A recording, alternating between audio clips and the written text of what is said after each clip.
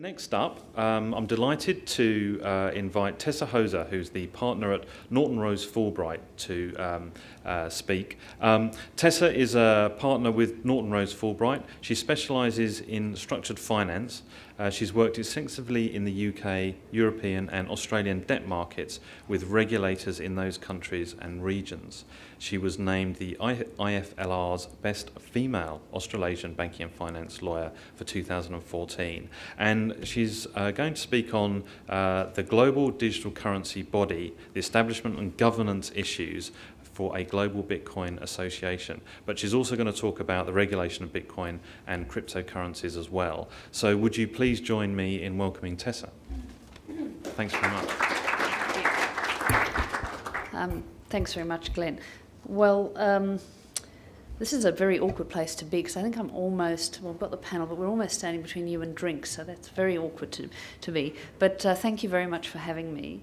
One of the things that I picked up from a previous speaker is accent, and so I've got an even more complex accent. But what it does is it, I suppose, gives me a bit of background so that when I was asked to comment on international governance in relation to Bitcoin and cryptocurrencies, I thought, well, having been born in Africa and lived here and worked half my career in the UK in financial services and securities work, and then having spent the other half of my career here, I suppose I have got some perspective in relation to governance and regulatory matters. Quite a lot of what we've heard already has touched on sort of points I was going to talk about.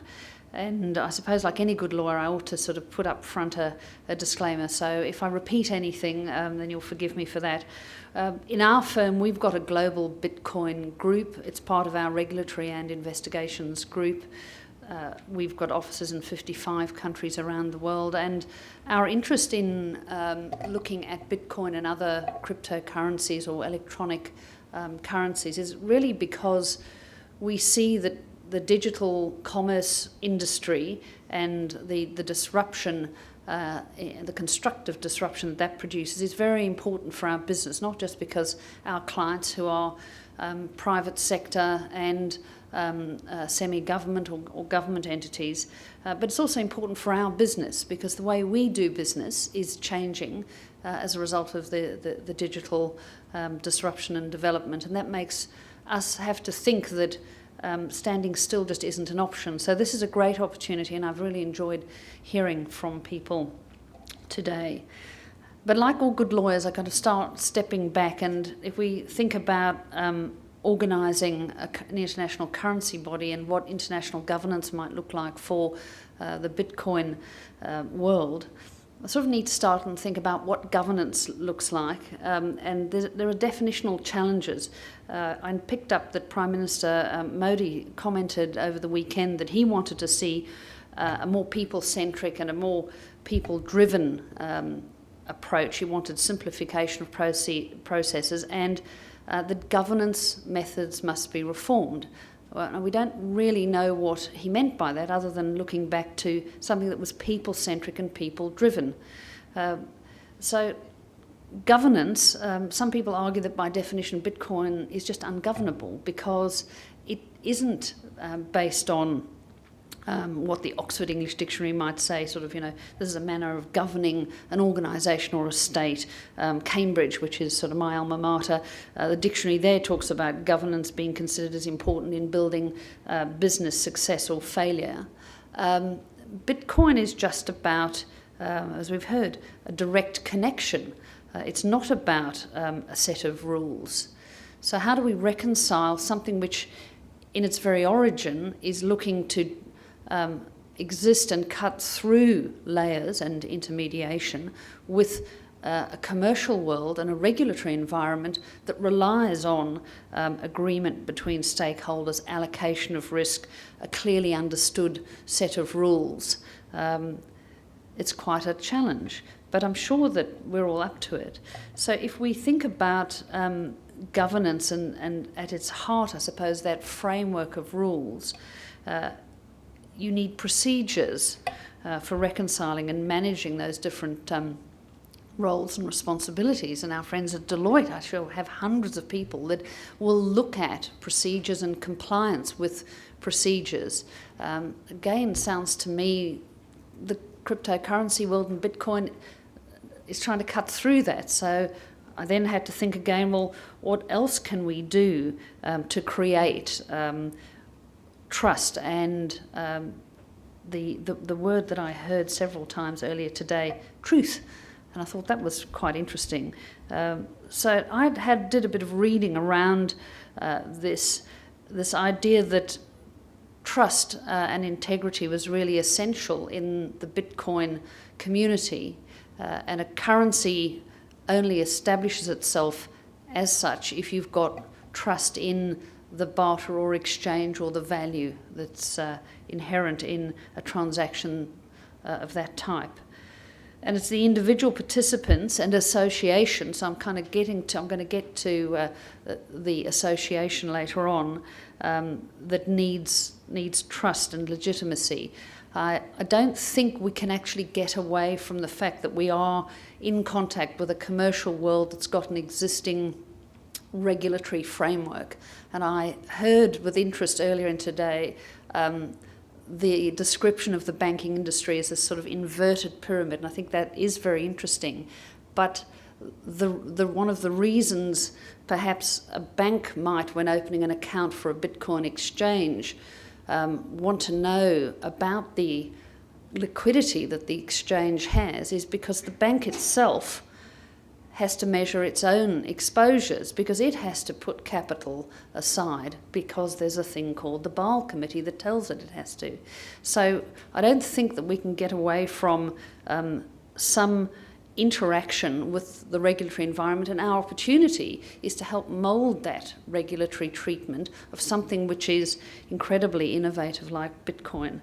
I read an article by Nozomi Hayase, if that's you, pardon the pronunciation of her name, Bitcoin, the beginning of an open source governance, and she talked about the underlying system of the blockchain and its decentralized distribution. She called it distributed trust, and I thought that was interesting because she was saying, well, you don't need any third-party reconciliation, you don't need auditors, you don't need a concept of ownership or control, and therefore you don't need checks and balances.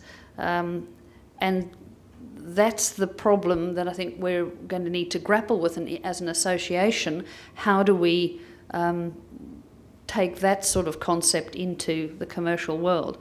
So I just like to throw out as an idea, it's probably not novel, but if we have trust at the heart of the Bitcoin community and the exchange which underpins a currency, not gold bars sitting in the Bank of England, but trust that when you acquire something and you make a modification to the blockchain, that your goods will arrive or your currency will come out of the ATM.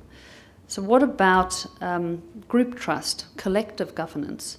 So instead of having a bilateral trust arrangement, we actually have a multilateral trust arrangement, something that might mimic a clearing system like the DTC or Euroclear or Clearstream. Actually look at the existing institutions and say we can build a Bitcoin framework that takes the best from those organisations and those constructs, but actually still embodies the direct involvement and the liberation, in a sense, the direct democracy that Bitcoin was all about. So I'm suggesting a collective trust model, and embedded in that trust, in a sense, is sort of a sequence which will take banking regulation, capital, liquidity rules, and say, well, we accept that that is something that we're going to build into. So what would collective governance look like? And again, going blue sky on this, a global system of checks and balances within the Bitcoin community, something that connects and influences regulators, gaining legitimacy outside of people who are just in the Bitcoin world, because at some point Bitcoin transactions do hit local currencies, if we can call them that, as opposed to digital currencies.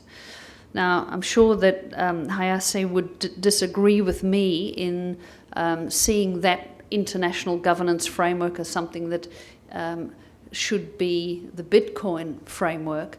But as I say, I can't get away from the fact that we are living in a world which has, as we've heard, crime, fraud, susceptibility to abuse, and we don't want Bitcoin to be tainted by that. I mean, one thing that I don't think had been mentioned to the talks I heard today was that Bitcoin is fantastic for not-for-profits and charities. The ability to give a tiny fraction is incredibly empowering. So we don't want the great things that Bitcoin can do to be lost in a massive regulation, and we don't want it to be blotted by fraud and some of the less desirable aspects of using anonymity for money laundering and the like.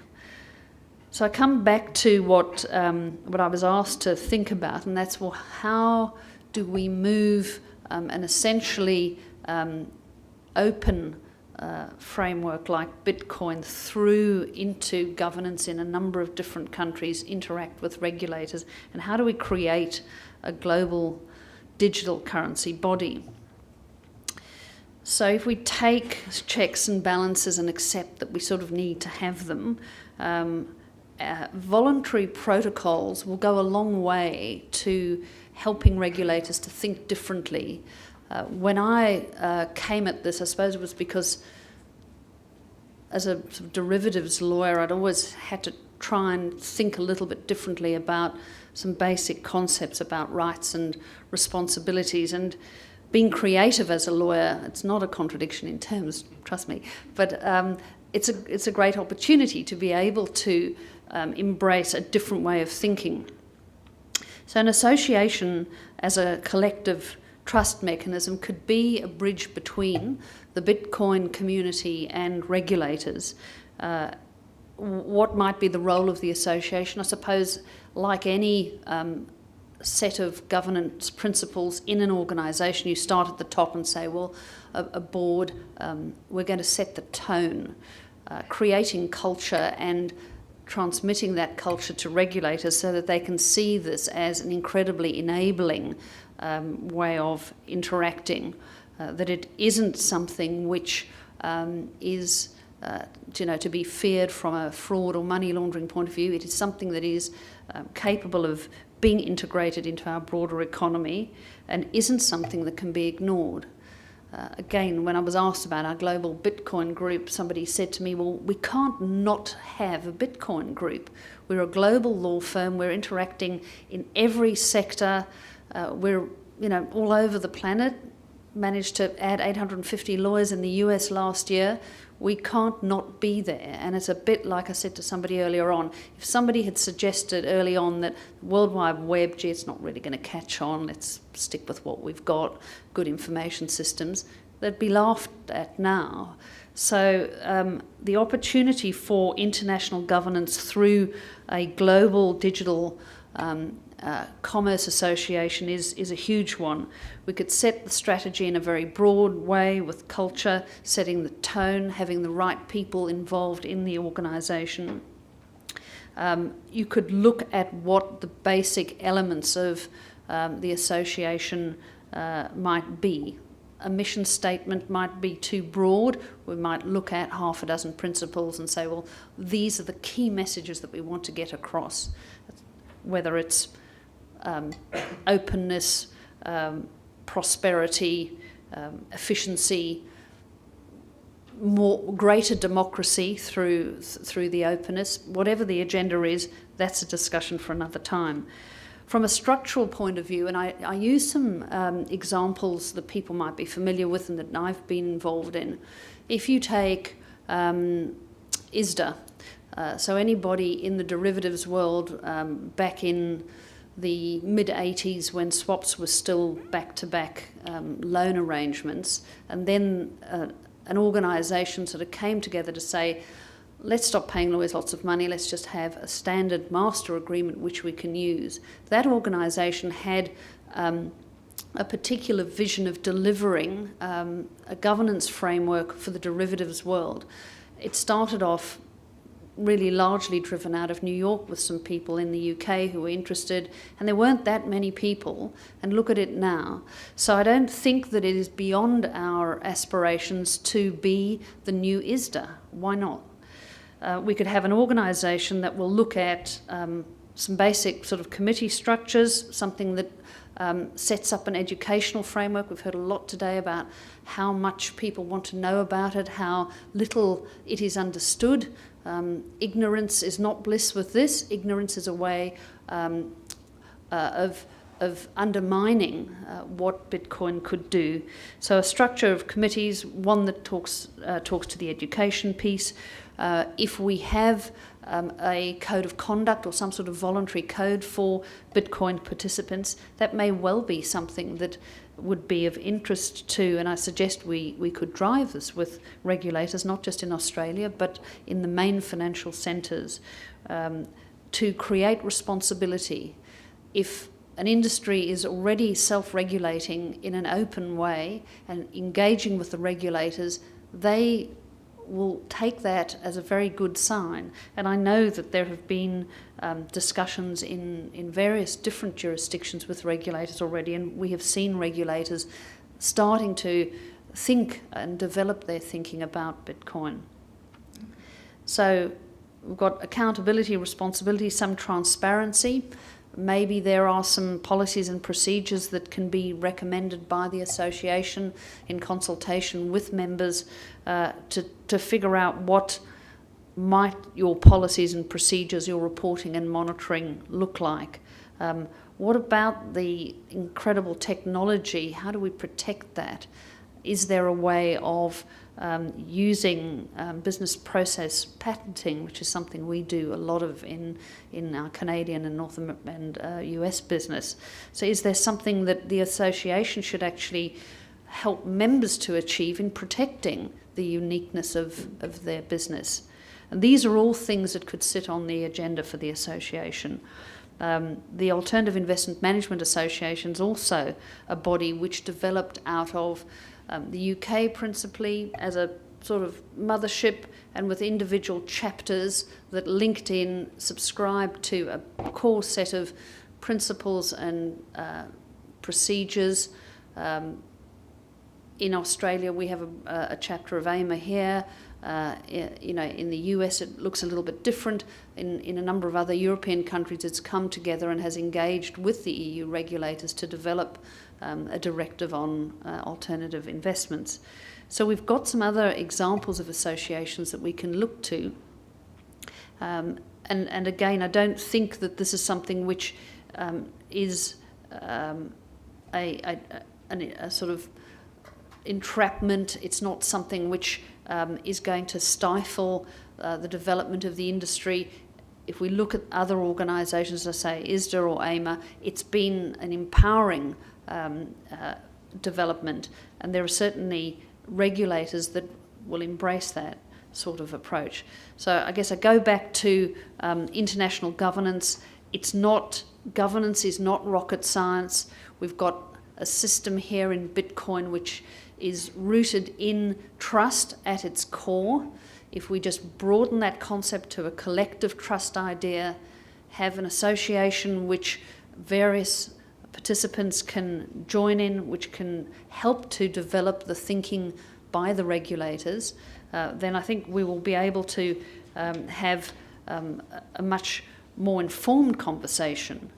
So that's sort of the bit about the association.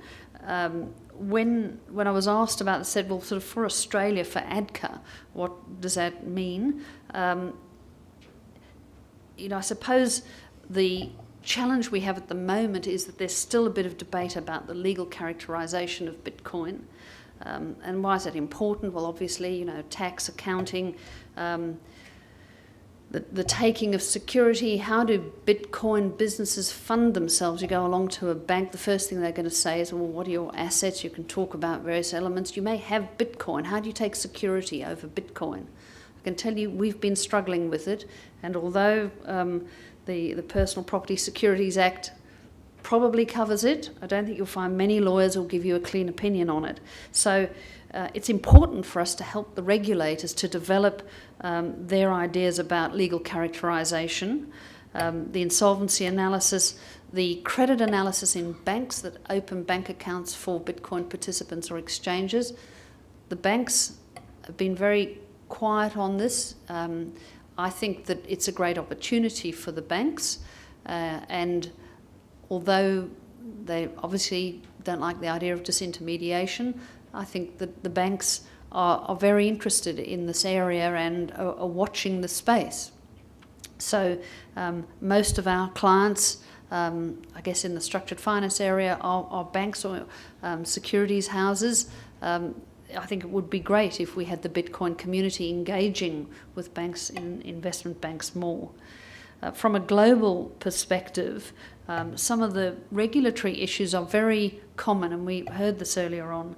So try to work out what kind of obligation or rights do we have in Bitcoin, trying to analyse what the disclosure issues should be if you have a Bitcoin-linked investment. So will the SEC be looking at this as a security? What does the Financial Conduct Authority in the UK think a Bitcoin-backed investment is? They're not sure. They're all, again, developing their thinking, so that's the opportunity. There was some suggestion that Bitcoin's a payment system. I'm not sure about that. And from the point of view of derivatives, if there were a suggestion that Bitcoin's some kind of derivative, again, I struggle with that, and that would open up a whole Pandora's box, because you'd get into the world of central clearing and all the disclosure that's going on in the OTC market now. So I think, if possible, we want to move away from the idea of Bitcoin being a derivative. In Australia, and these points have been raised earlier, financial services licensing may well be something that ASIC will look at and possibly declare cryptocurrencies or electronic currencies as a financial product. And if they do that, then anybody who trades in that currency, in that electronic currency, who advises or arranges for a trade, will need to have a financial services license if they're doing that in Australia. And in Australia includes if you're doing it in a sort of cross-border sense, so you don't have to be sitting here with a registered office here. There may well be a designated service for AML purposes, and AUSTRAC obviously are looking at that pretty carefully. From the point of view of goods, I sort of touched on this before, because of the ATO announcement. You probably think now, does that mean we've got issues relating to the sale of goods and services? Nobody's really, I think, developed that thinking much. Where's the consumer protection piece here? So do we have, if you're not dealing purely for household purposes, is a Bitcoin participant going to be required to have an Australian credit licence? The argument might be there's no conferring of credit. This is just a transaction. This is just a buy-sell. So there's a lot of legal stuff to be bottomed out, and I know we're going to have a panel, so there'll be some questions. I think the association, ADCA's done an amazing job already in engaging with various participants in the industry, and sort of behind the scenes with others who are interested. So I'd just say, from an international governance perspective, I think it would be fantastic if ADCA could be a driving force in developing a global approach to this. It is certainly not unique to have international governance in unusual financial transactions, and as I say, a great opportunity. So thank you very much.